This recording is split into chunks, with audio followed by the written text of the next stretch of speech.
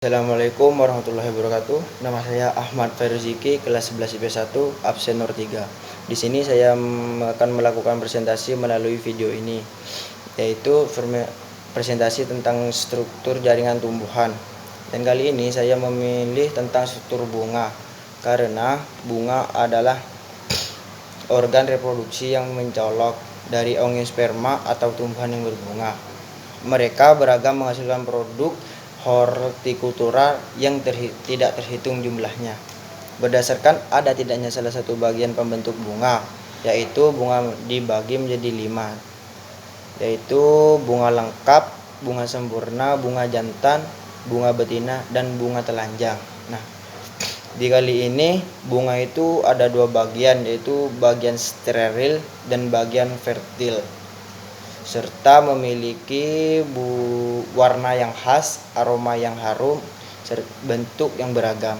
Juga bunga tersebut mengandung madu. Nah, steril tentang di bunga itu berfungsi sebagai alat perkembangbiakan. Bagian yang menjadikan bagian fertil itu sebagai alat perkembangbiakan. Dan bagian steril terdiri dari ibu tangkai bunga, dasar bunga, daun pelindung, daun tangkai, dan perhiasan bunga. Perhiasan bunga itu ada banyaknya, yang termasuk itu dalam bahasa saya sendiri adalah menyimpulkan bahwa bunga itu memiliki beberapa struktur. Nah, ini adalah contoh struktur bunga, yaitu terdapat mahkota bunga. Mahkota bunga itu disebut sebagai corolla, yang merupakan bagian bunga yang paling mencolok. Nah, fungsi dari mahkota tersebut untuk menarik serangga. Bagian mahkota bisa berwarna-warni dan terlihat indah. Selain itu, ukuran mahkota juga paling besar di bagian lainnya, atau perkembangannya yang besar itu tidak sama.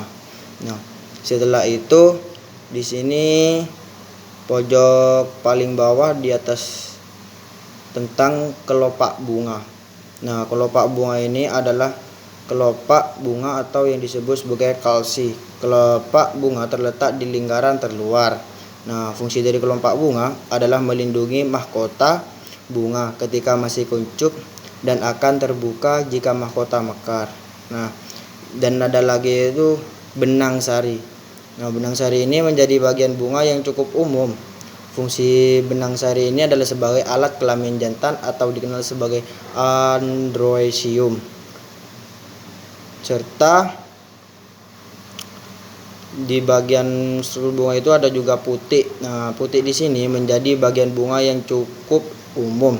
Fungsi putik adalah sebagai alat kelamin betina atau dikenal sebagai gynoecium. Nah,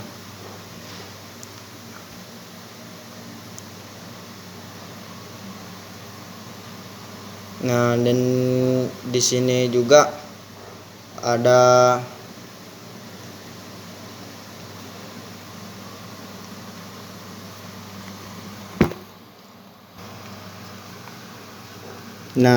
kelapak putih ini sebagai tempat penelpon serbuk sari, serta tangkai putih berfungsi untuk jalannya inti sel gamet jantan menuju ovarium.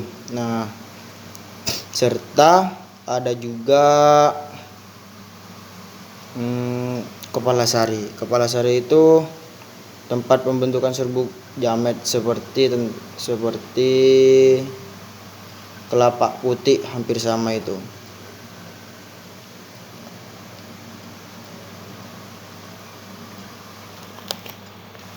Nah, ovarium ini atau kandungan lembaga, yaitu merupakan bagian dari alat reproduksi betina dari bunga atau gynoecium secara khusus. Nah, itu adalah bagian putih yang memegang bakal biji dan terletak di atas atau di bawah kepada titik hubungan dengan pangkal kelopak dan sepal. Nah, pada tumbuhan, yaitu simbolannya tentang pada bunga, yaitu berperan sebagai tempat berlangsungnya perkembangbiakan peristiwa penyerbukan, yaitu jatuhnya serbuk sehari ke atas kelapa putih merupakan awal terjadinya perkembangbiakan pada tumbuhan. Dan maka dari itu kita harus menjaga bunga. Jika Anda memiliki bunga, tolong jangan sampai bunga tersebut kehilangan benang sari, sebab dia tidak akan berproduksi saat kembang benang sari dan kelopak sari itu dihembuskan oleh angin, maka tidak akan terjadi perkembangbiakan. Dan terima kasih, mungkin hanya ini penjelasan dari saya. Mohon maaf apabila ada kata yang salah serta penjelasan yang kurang dipahami. Saya tolong maklumi karena saya masih baru belajar tentang struktur bunga ini. Semangat terus buat anak-anak yang di rumah. Assalamualaikum warahmatullahi wabarakatuh.